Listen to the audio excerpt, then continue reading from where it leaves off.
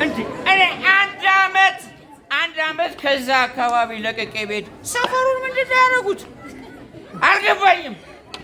እንዲገባኝ ሰው ማስረዳት አለበት። እኔ እጅ ቤት አስገብቼ ስሄድ እጅ ቤቱ ላይብራሪ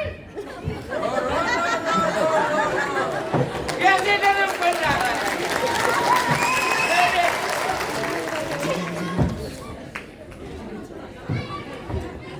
አንድ አመት ሙሉ በጠፋየው ሁሉ ለምለም እንዴት ነው? ቆይ እንዴት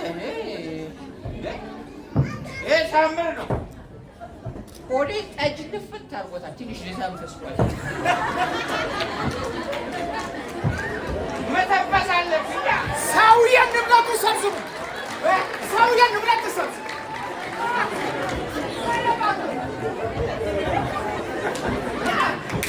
እዚህ ያማረ የተዋበ ቦታ ዝም ብለህ ልታፎለፉል ነው እና የሴቼ ልተንፍስ ታዲያ? እስከ ዛሬ የት ነበሩ? አካባቢ ሲጸዳ፣ ከተማው ሲዋብ፣ አገሩ ፈንዲሻ ሲሆን የት ነበሩ?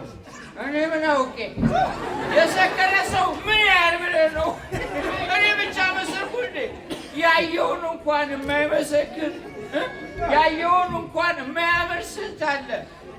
እኔ ጠጥቼ ሰላም ነው። እንዴት ነው? ሰላም ነው።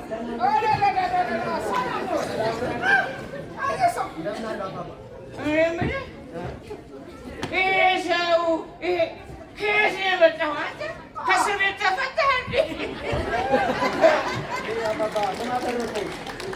ሰውዬ እሱ ከተለወጠ ዘመንና ጊዜ የለውም። እሱ በዚህ ጊዜ ነው የምታውቁት። አባባ ድሮ የሚያውቁኝ እንግዲህ ያውና በማድረግ ነው።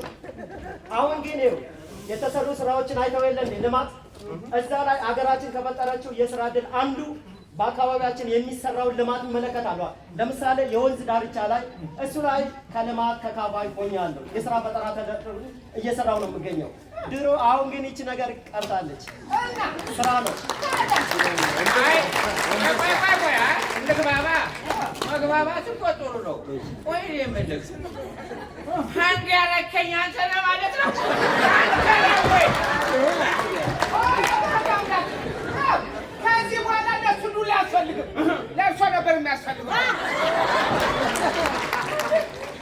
አሁን እሱ ብቻ አይደለም የተለወጠው። እሱ የስራ ዕድል ፈጥሮ በስሩ 10 ወጣቶች አሰማርቷል። አዎ ታዲያስ 10 የስራ ዕድል ፈጥሬያለሁ። 10 ልጆች 10 ወጣቶች ይዤ እየሰራሁኝ ነው የምገኘው። ስለዚህ የድሮ ህይወት አብቅቷል።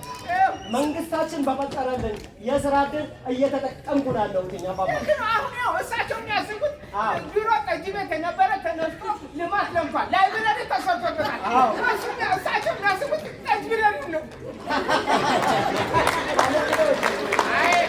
ቆይ እሺ፣ ጠጅ ቤቱ ወደ ላይብረሪ ተቀየረ። አረቄ ቤቱ ምን ልታረግ? አባባ አትመለከቱም? አሁን ስንቱ ወጣት ነው የተለወጠው። በጠዋት ለምሳሌ አረቄ እየጠጣ የስራ መስራት እየፈለገ እየነጀበ ማንጅራት ሲመታ ነበር። አሁን ግን ቀርቷል። ሁሉም ወደ ስራ ገብቷል። ልክ ነው። ጥሩ ነው፣ መቀየር ጥሩ ነው። እኔ የምልህ አሁን ባለፈው